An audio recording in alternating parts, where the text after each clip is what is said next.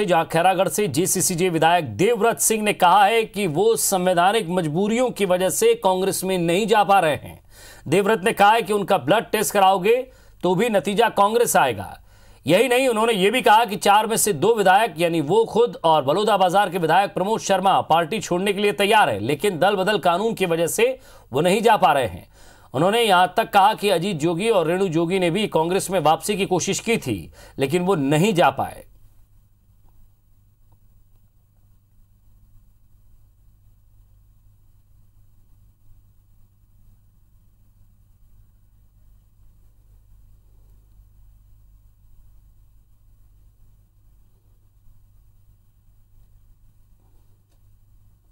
अब ये तो राजनीतिक बातें हैं और राजनीतिक वातावरण में बातें आती हैं, लेकिन सच्चाई ये है कि लगभग 1-1.5 वर्षों से इस तरह की बातें लगातार चल रही हैं। माननीय जोगी जी जब थे तो लोकसभा के चुनाव के समय भी हम लोगों ने कांग्रेस पार्टी को लोकसभा चुनाव में समर्थन दिया था। उस समय माननीय जोगी जी की दिल्ली के कांग्रेस के वरिष्ठ नेताओं से बातचीत हुई थी और नरेंद्र मोदी जी के खिलाफ, भाजपा के खिलाफ ये तय हुआ था कि मतलब लोकसभा में उनकी भी इच्छा थी कि कांग्रेस को समर्थन दिया। इसी प्रकार से जोगी कांग्रेस ने कोई लोकसभा में प्रत्याशी खड़ा नहीं किया था और जोगी जी के मंशा अनुरूप हम लोगों ने कांग्रेस को समर्थन दिया था। ये देखिए रिजल्ट जो भी रहे हों, देखिए मैं अपनी बात कह सकता हूँ कि मुझे कांग्रेस पार्टी ने बहुत कुछ दिया।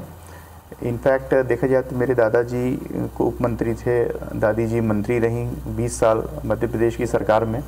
मेरी माताजी 4 बार कांग्रेस की विधायक रहीं, लगातार एआईसीसी की मेंबर थीं और मेरे चाचा 3 बार सांसद रहे, चाची मेरी 4 बार विधायक रहीं। मैं स्वयं इस बार 4थी बार विधायक बना हूँ। यद्यपि मैं 3 बार खैरागढ़ विधानसभा से कांग्रेस से विधायक बना, 4थी बार मैं जोगी कांग्रेस से विधायक बना हूँ और 1 बार मैं सांसद रहा। 3 बार मैंने लोकसभा कांग्रेस पार्टी से लड़ा। एआईसीसी में मैं लगातार 20 वर्षों से सदस्य रहे एआईसीसी में। साथ में मुझे राहुल जी ने प्रदेश युवा कांग्रेस का अध्यक्ष भी बनाया था और 7 साल तक के मैं छत्तीसगढ़ का पहला प्रदेश युवा कांग्रेस का अध्यक्ष है। तो कांग्रेस तो हम लोगों की मतलब खून में है, कांग्रेस हमारी सांसों में है। और मैंने तो ये बात पहले भी कहा था कि जब ये बातें आती हैं मीडिया में, ये कहा कि जब से कोरोना आया है तो कोरोना में मैंने 5 बार अपना चेकअप कराया और 4 बार आरटीपीसीआर, 5 बार एंटीजन टेस्ट कराया। पर 4 बार आरटीपीसीआर और 5 बार एंटीजन में मेरा कोरोना नेगेटिव आया, लेकिन हमारा ब्लड टेस्ट करेंगे तो कांग्रेस ही आएगा उसके अंदर में। तो निश्चित रूप से ये तो विचारधारा का था, एक राजनीतिक परिस्थिति बनी थी, मुझे कांग्रेस छोड़नी पड़ी, चुनाव लड़ना था। और हम लोग जोगी जी के साथ इसलिए भी गए थे कि जोगी जी के अंदर कांग्रेस कूट कूट के भरा हुआ था। पर अब मुझे लगता है कि अजीत जोगी जी स्वयं भी चाहते थे कि वो कांग्रेस में जाएं और मैं आपको ये स्पष्ट कहना चाहूँगा कि जोगी जी ने मेरे माध्यम से और अन्य माध्यम से लगभग पिछले 1.5 वर्षों में उन्होंने प्रयास किया था कि किसी प्रकार से कांग्रेस में हम लोग की वापसी हो सके सम्मानजनक से, किंतु वो हो नहीं पाया। मैं ये भी बताना चाहूँगा कि जब जोगी जी कोमा में थे, नारायणा हॉस्पिटल में थे, काफ़ी सीरियस थे, तब रेणु जोगी जी ने और परिवार के अन्य सदस्यों ने शायद दिल्ली बात की होगी। उसके बाद सोनिया गांधी जी ने स्वयं, सोनिया गांधी जी के, क्योंकि सोनिया जी के साथ, राजीव जी के साथ, इस पर गांधी परिवार के साथ जोगी जी का बड़ा करीबी रिलेशन रहा है। तो सोनिया जी ने खुद इस बात के निर्देश दिए थे कि यदि संभव हो सके तो जोगी जी को कांग्रेस में ले लिया जाना चाहिए, किंतु वो कोमा की स्थिति में थे, संवैधानिक परेशानी थी, दल बदल का नियम आता था, तो इसलिए नहीं हो पाया और हमने जोगी जी को खो दिया। एक बड़े संघर्षशील व्यक्ति थे, लेकिन मुझे लगता है कि जोगी जी की इच्छा कांग्रेस में जाने की थी और उन्होंने प्रयास भी किया था। अब परिस्थितियां बदल गई हैं, उनके बाद मुझे नहीं लगता कि हम इस पार्टी को मजबूती से चला पाएंगे और जोगी जी के कारण ही ये पार्टी बनी थी। जोगी जी की जो क्षमता से उसको देखते हुए लोग उसमें जुड़े थे, पर जोगी जी के नहीं रहने के बाद मुझे नहीं लगता कि छत्तीसगढ़ में अब कोई तीसरा विकल्प तैयार हो पाएगा और राष्ट्रीय पार्टियों में ही लोग राजनीति करना जाएंगे। ट्रेंड भी अब राष्ट्रीय पार्टियों का ही है और चूंकि हम लोग कांग्रेस की विचारधारा से हैं तो ये अटकलें और ये बातें आती रहती हैं कि हम लोग का कांग्रेस प्रवेश होना है। संवैधानिक स्थिति ये है कि हम लोग 4 विधायक अभी हैं, श्रीमती रेणु जोगी जी, श्री धर्मजीत सिंह जी, श्री प्रमोद शर्मा जी और मैं। हम लोग 4 विधायक हैं और इत्तेफाक से हम चारों ही कांग्रेस की पृष्ठभूमि से हैं। धर्मजीत सिंह जी, रेणु जोगी जी के बारे में नहीं कह सकता, वो लोग मेरे से उम्र में भी वरिष्ठ हैं। यद्यपि वो लोग भी 4-4 बार विधायक बने हैं तो वो लोग खुद अपना तय करेंगे, लेकिन जो मेरे छोटे भाई हैं, कहिए मेरे साथी हैं प्रमोद शर्मा जी, हम दोनों की मानसिकता है कि हम लोगों को अपना भविष्य कांग्रेस में दिखता है और हमको लगता है कि छत्तीसगढ़ में भविष्य में 2 ही राजनीतिक पार्टियां, भारतीय जनता पार्टी और कांग्रेस रहेंगी। और चूंकि कांग्रेस विचारधारा से जुड़े हुए हैं तो निश्चित रूप से एक स्वतः एक आकर्षण कांग्रेस के प्रति है। अब संवैधानिक स्थिति ऐसी है कि मुझे लगता है कि जब तक 3 विधायक नहीं जाएंगे तब तक दल बदल कारण सदस्यता समाप्त हो जाएगी। तो हम लोग 2 तो अपनी जगह खड़े हैं और हम लोगों की इच्छा जरूर कांग्रेस में जाने की है। और ये तो कांग्रेस के हाईकमान को तय करना है और परिस्थितियाँ क्या बनेंगी, संवैधानिक व्यवस्थाएँ क्या रहेंगी, ये तो भविष्य के गर्भ में है। लेकिन ये जरूर कहना चाहूँगा कि आज अभी कुछ दिन पहले आदरणीय डॉक्टर रेणु जोगी जी से हम लोगों की चर्चा हुई थी और रेणु जोगी जी ने शायद वो दिल्ली भी गई थी, उनकी अहमद पटेल साहब से भी चर्चा हुई थी और उन्होंने कांग्रेस को नेताओं को संपर्क भी किया था। अब वो वरिष्ठ हैं, जैसा वो तय करें, पर हम लोगों की मानसिकता निश्चित रूप से कांग्रेस पार्टी में अपना भविष्य हम लोगों को दिखता है। और उसका कारण भी है कि स्थानीय पार्टी में मुझे नहीं लगता है कि जोगी जी के बाद इस पार्टी को हम लोग बहुत मजबूती से चला पाएंगे। तो सुना आपने जेसीसीजे विधायक देवव्रत सिंह का बयान। मंत्री जयसिंह अग्रवाल के बयान पर कहा ये सब अभी राजनीतिक बातें हैं। देवव्रत ने कहा 1-1.5 वर्षों से ये बातें चल रही हैं। मेरा और प्रमोद शर्मा का भविष्य कांग्रेस में दिखता है। कांग्रेस मेरे खून में है।